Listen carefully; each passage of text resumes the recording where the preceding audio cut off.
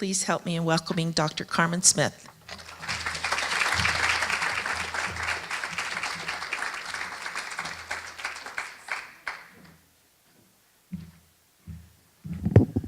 Thank you. I'm really happy to be here. I don't know if I'm going to be talking again, so I'd like to thank Michelle and the staff at the University of Metaphysics and University of Sedona. You guys are awesome. Thank you, Drum Spirit, precious. I'm going, and also Dick. Thank you, Linda. You know, when you're so just full of gratitude, you just are joyful. So that's how I feel in my spirit. But right now I'm going to try to convey some information. I don't go off of notes. I never have when I talk, because then I can't be in my God space. And he tells me what to say. He gives me the words. So if I had a script, I'd be kind of leading the show. And rarely do I do a PowerPoint, and sometimes I go off PowerPoint, so just know that. Dr. Masters would always talk about how neuroses would be gravitated toward religion and metaphysics. Let me repeat that. He's basically saying crazy people come to the church to get some type of identity and some type of validation, and to manipulate and to criticize. And so a lot of times in his talks, if you go on YouTube and everything like that, he talks about neuroses. And he talks about how some people come into metaphysics, or some people that are in the world, they have a garbage can, which is their personality and their ego. And so then they come to metaphysics to put whipped cream on top of the garbage can. And that's quite a visual, isn't it? You know, he even goes into detail. They have this layers and layers of garbage, and then they try to come and put whipped cream on top of it. And so what he would be talking about is that we have to go within and clean house. And that's hard for people to hear, especially when they come to metaphysics or any religion thinking that they're perfect already.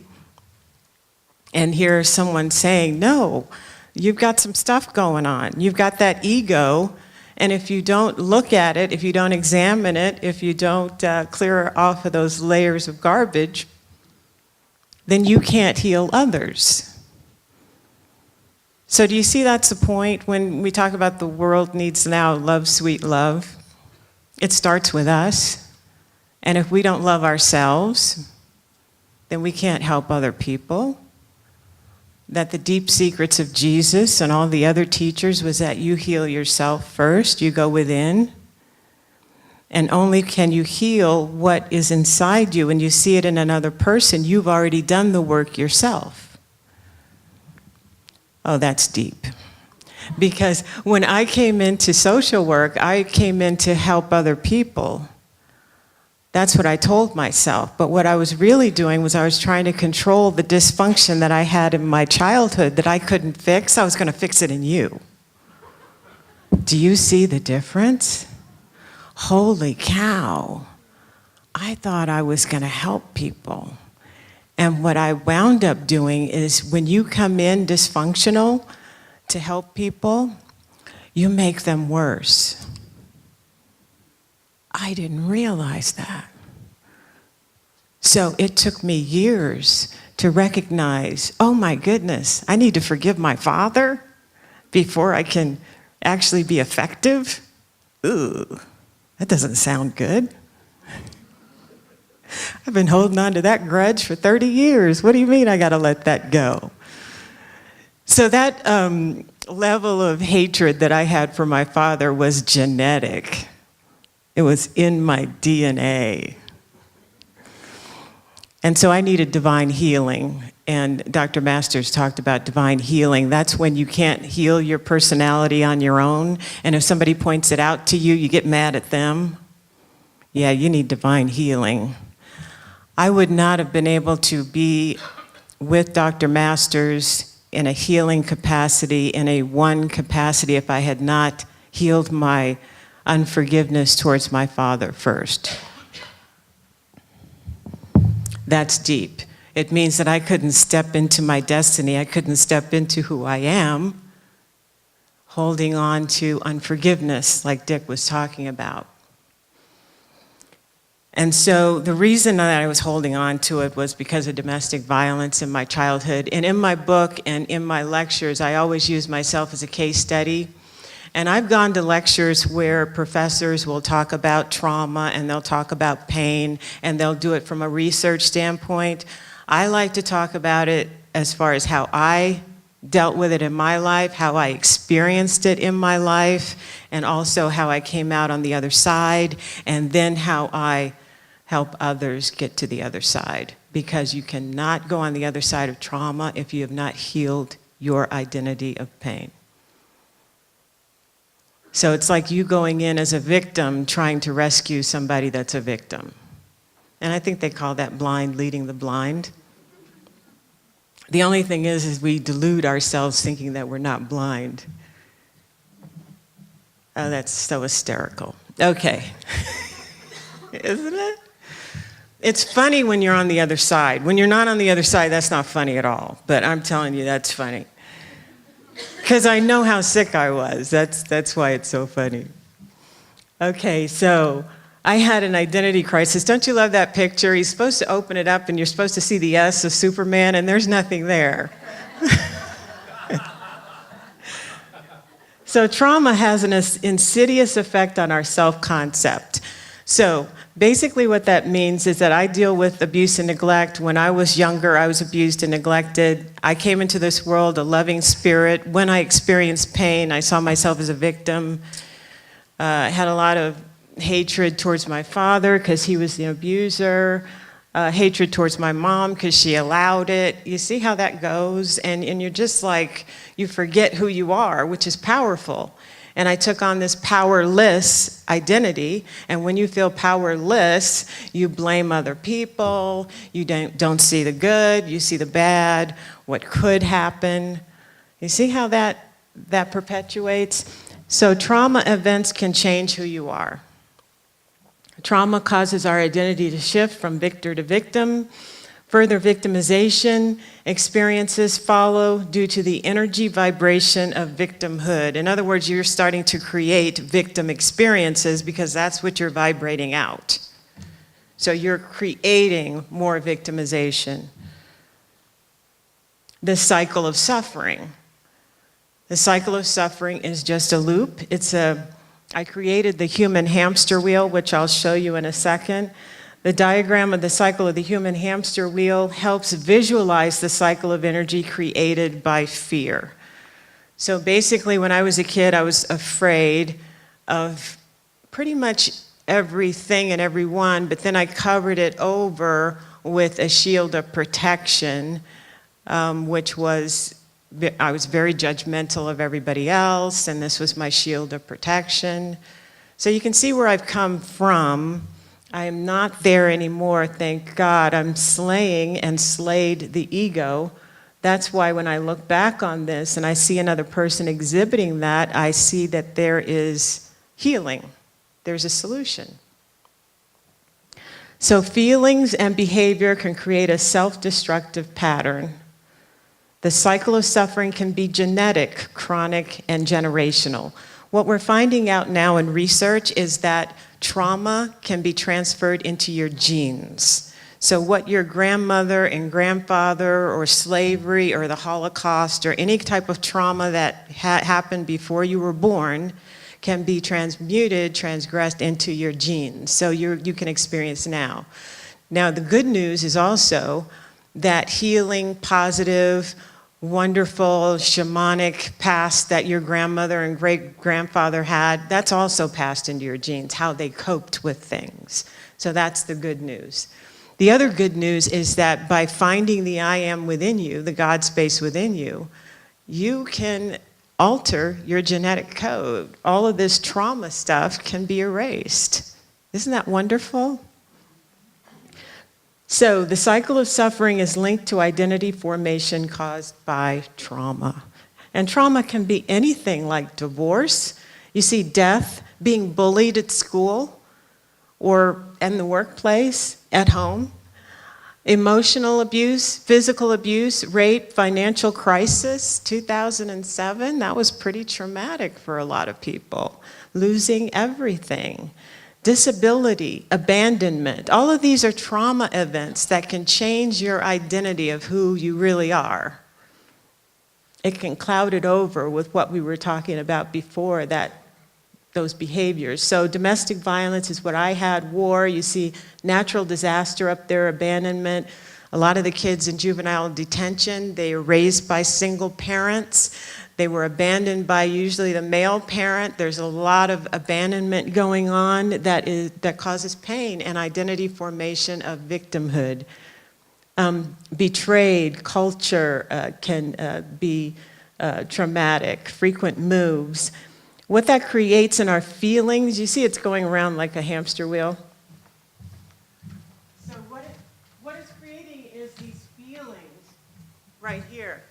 And those feelings, like you can be hurt, but when hurt is not met with compassion, it turns into anger.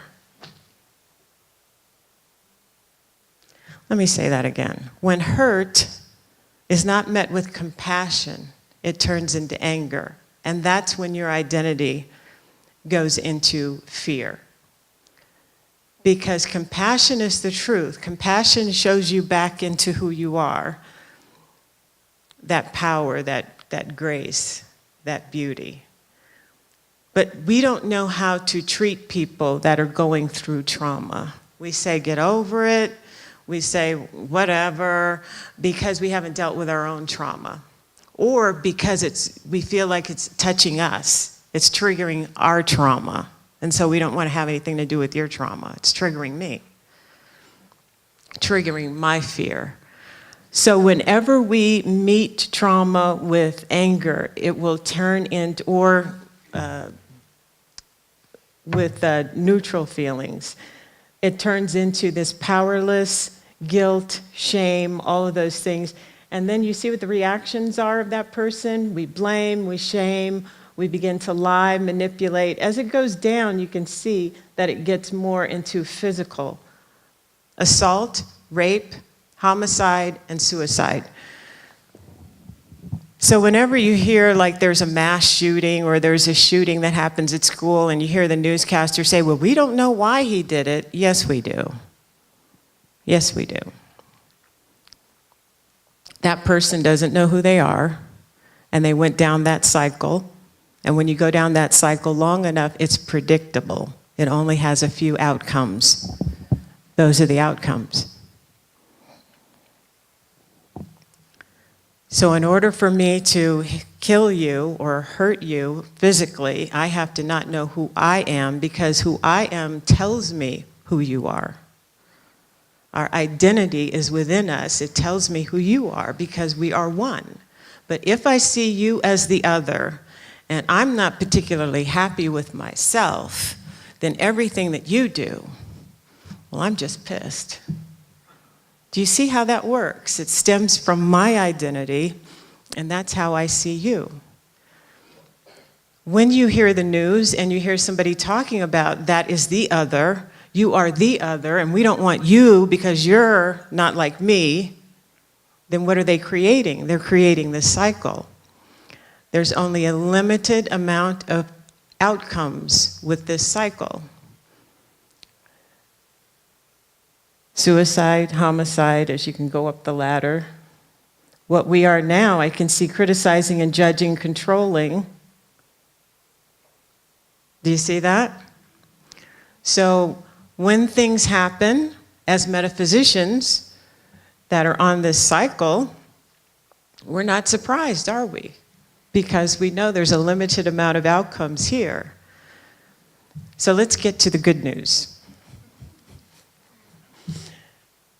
This is what I was talking about, is that fear, which is that cycle that we just saw, creates chaos. There are a limited amount of outcomes within fear-based thinking paradigms. We know this. In other words, freedom and true choice do not exist within this paradigm.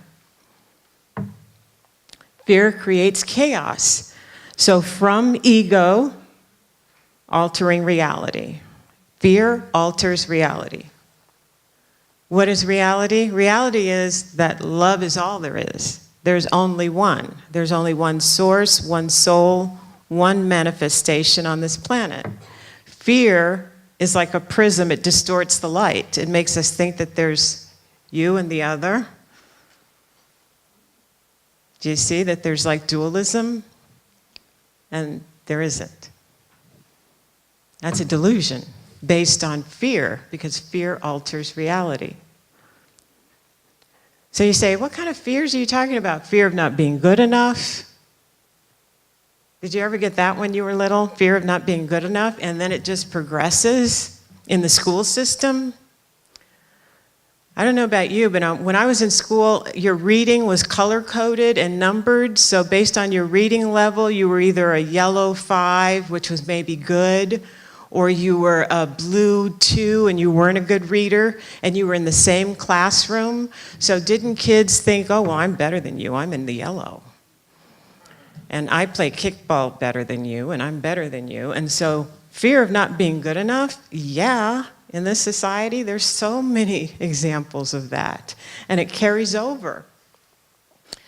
I have a Mercedes and you have a Honda Civic, right? Not being good enough in capitalism, right? Fear of failure, fear of being criticized, fear of death, big one. So what fears keep you on the hamster wheel? Whatever fears you identify, that's a clue to your healing. So whatever you identify within yourself, your fears, heal that, work on that, then go out and serve. But I always tell the students at UNLV, I said, yeah, I know you want to get out there and get a job and help people. I'm like, but do this first, please. Please.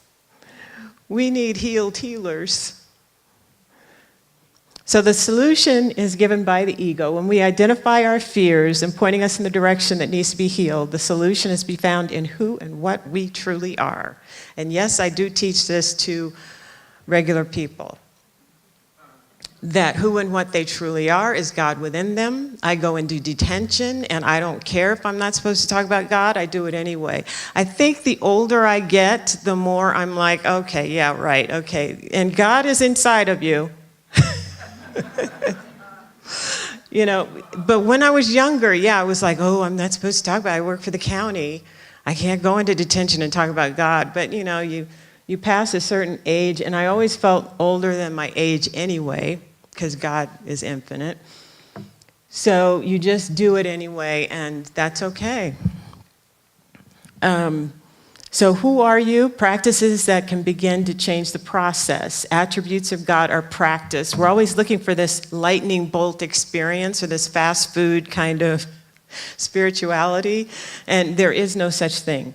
So instead of lightning bolt experience, think of it as the old joke, the tourist asks, how do I get to Carnegie Hall? And the New Yorker says, practice. That's how you get there. This is what I practice every day. This is what I practice and talk to the kids about at Child Haven. Child Haven is a shelter for abused and neglected children. This is what I talk about with the University of Nevada students is, this is easy to remember. We're a star, okay? And so the top of our head is love. That is the whole point of life. That is the whole purpose. And we complicate it by thinking it's something complicated. But love is all there is. So the question is, how are you expressing that out into the world? Well, are you compassionate towards yourself first? Show compassion towards yourself. If you have negative self-talk, let's work on that. Be compassionate towards yourself. You're phenomenally awesome. Then, when you have it with yourself, you can see another person and they have the worst behaviors that you've ever seen. And then you show them compassion. How can you do that? Because it's already in you. It's not something that you have to give, conjure up. You're already giving it to yourself. Gratitude. I am grateful for every single thing. I tell people thank you so often they just want to shut me up. Because it just is overflowing. I'm grateful for me, all the experiences I've been through, all the domestic violence. I am so glad my dad was such an ass because, oh, I'm so happy, because it gave me more light when I forgave him.